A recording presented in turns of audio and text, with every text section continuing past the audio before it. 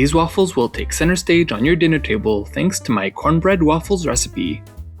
Start by combining all your dry ingredients, your flour, cornmeal, baking powder, sugar, and salt, and whisking all those ingredients very well. In a separate bowl, start by cracking your 2 eggs, and then adding your milk and the oil.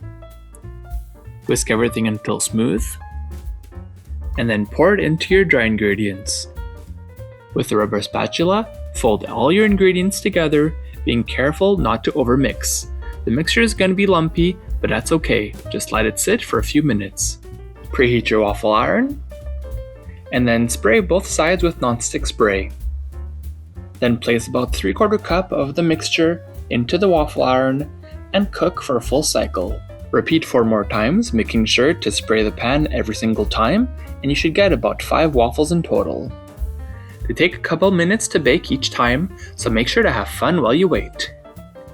These cornbread waffles are great to serve with chili or barbecue pulled pork. Find the full recipe at frenchkisscook.com. Click on the icon to subscribe to our channel and on the video for more recipes.